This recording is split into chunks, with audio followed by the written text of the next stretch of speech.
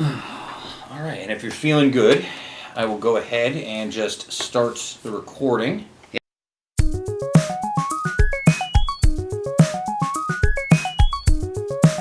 Yeah, and because I don't do those traditional introductions like I've been saying.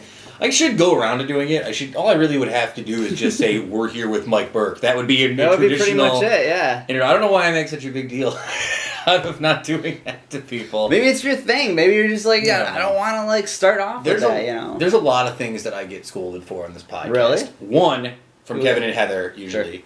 Is telling people that I don't have a lot of stuff this week, which is not true apparently all the time. I have more stuff than I ever. You're setting yourself. You know what you're doing. You're setting the whole audience up for this big doubt, and then all of a sudden, boom! What?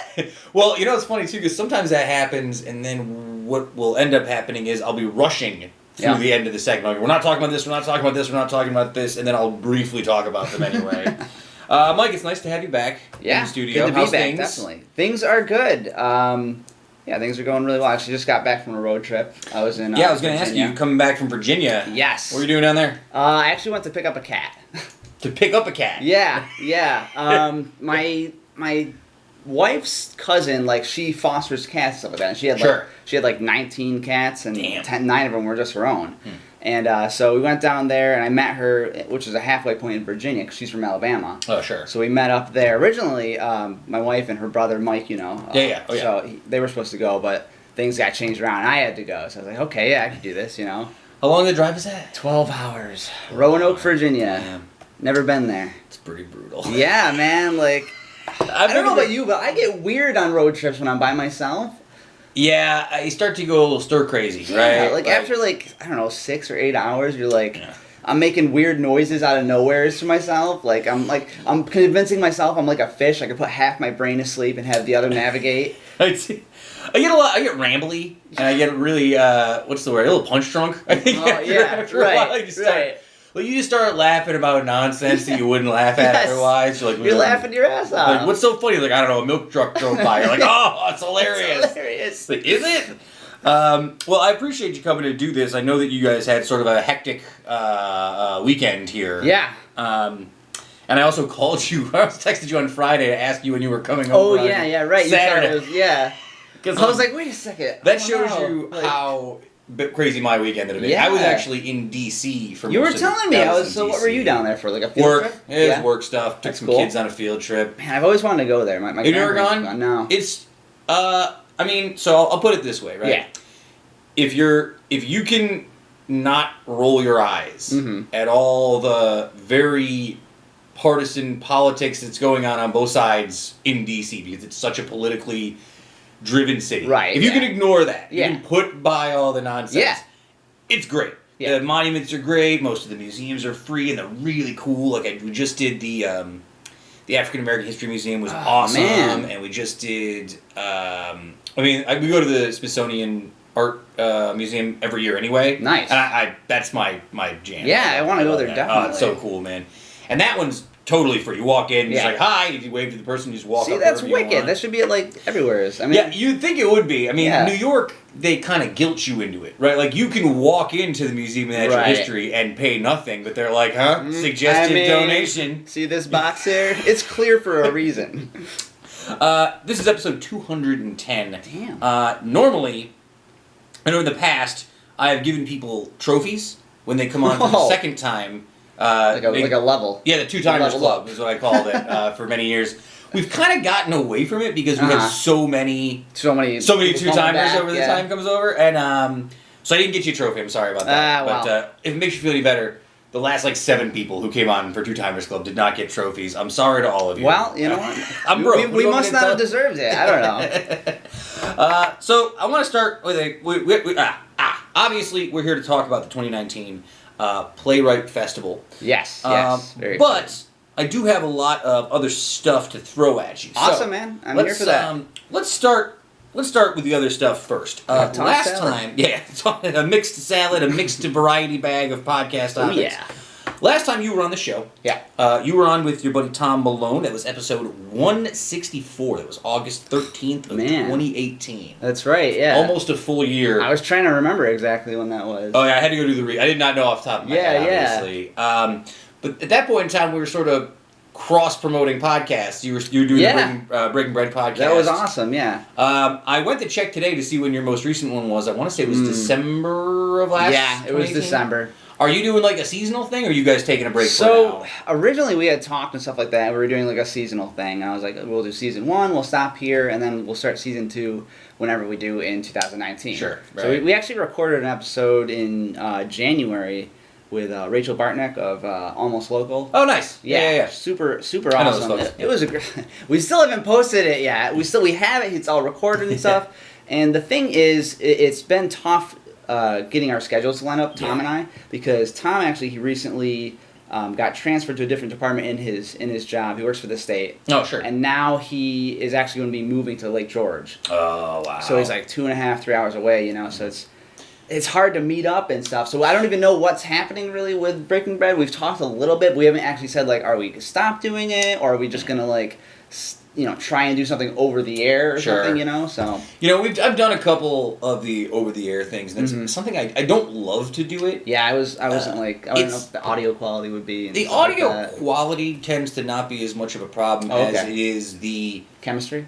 No, the delay. There's always like that half second, quarter, whatever it is, like that little miniature delay that exists. Yeah. And it really sort of stops you from having that sort of concise conversation that you can have. You can't have it. And every time I've done it, I've felt a little frustrated with the process. I could see that. I could totally see that. Yeah, that's what I would be worried about too. Yeah, and it's frustrating. I mean, this show, we're on episode 210. We just celebrated our 4-year anniversary 2 weeks ago. Wow, 4 years, only 210 episodes? Well, it's 52 episodes a week, or 52 episodes a year, so 104, 208, and then we're 2 over. Damn, it seems like you guys are like this grandfather podcast. I don't know. You know what I mean? Like, to be totally honest, that was always my plan. It's like, listen, I'm going to do this because nobody's doing it right now. And this was 4 years ago. I came back. I was like, no one's doing this right now. Yeah. Within 10 years, 5 years, everyone will be doing it. And then I'll have 400 episodes of backlog to go back on. Man. And I think, honestly, I tell people all the time, it's just because I'm an insane person. Yeah. Just because I'm an insane individual. Yeah. And also the fact that, me and Kevin live in the studio together. Right, and Heather works up the road from the studio, and she stops in on the way home. Like, we've gotten pretty lucky in terms of being able to do it on the fly. Consistently. We have a nice little group of people who sort of stepped in over the years and sort of like filled in if we needed help. Some characters here and there coming in. Yeah, the Justin Parkinson's the world who may or may not swing in after we're done with this interview to talk about his thing. But beautiful.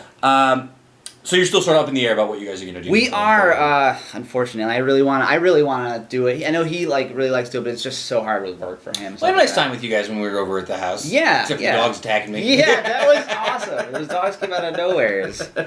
I've actually been thinking about starting a podcast solo of mine. Where I just want to do mostly focus on writing, actually, like that. So. I'm glad you say that, because I was going to get into a little bit of writing stuff with you. What would you like to do? Do you want to do creative writing, or just breaking down writing, or what are you sort of thinking about with that aspect? Yeah, how I wanted to do it was I'd eventually interview, different writers and local writers that I know. So I talk about their process, talk about my process, and then also I wanted to slip in, some episodes that are just like, hey, I'm going to read the short story to you that I wrote, and stuff like that. And also talk about the actual breakdown of the different... different plots and all that. Everything that goes into it, essentially. There was definitely... Without boring people. No, it's a great point, because when I first started doing the Blogspot thing, when I was in Brooklyn, I started the Family on the Wiki podcast, and the blog... I ran 2 different Blogspots, basically. I ran... At the same... when you started them? So I ran the brooklynzoo.blogspot.com, which is still a real website. You can still go find it. It's not worth your time. But that was basically the homepage for my original podcast. Yeah. And then I owned another one, which was just this nonsense blog I used to run called John Wilkes Blog.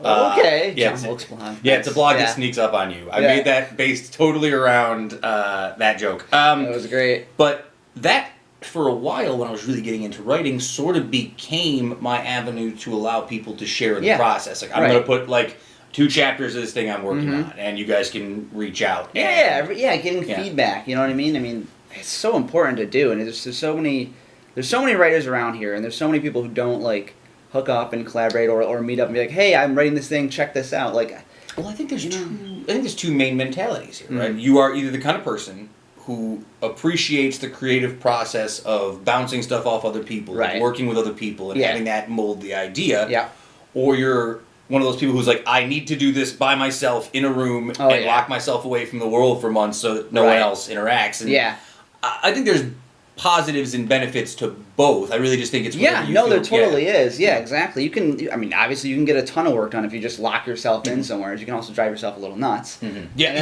also at the same time, if you have someone else bouncing off ideas or a couple different people to talk to, I mean, you're just talking things out. You know what I mean? You're not taking like oh, this person said this. That's exactly right. Now I have to do that. You know what I mean? You're taking everything with a grain of salt, and then you're processing it to yourself, and you're That's a great point, because when I was younger, playing in bands, playing music, there was always this question people would ask you, like, do you write all the songs yourself, or do you work with other people? And the answer is usually, like, whatever, right? Like, whatever works, right? Like, some people are better off at it. Some songs I'll come in and be like, here's a whole song. Here's 2 seconds of a song, what can we do with it, right? So I think it really just depends on who you trust, who you like to work with, and how comfortable you feel giving up part of that creative process to somebody else, right? You could ask most of the folks in this podcast, I feel very uncomfortable releasing my creative process to somebody else. The secret recipe, huh? That's, be an anal retentive maniac is the secret.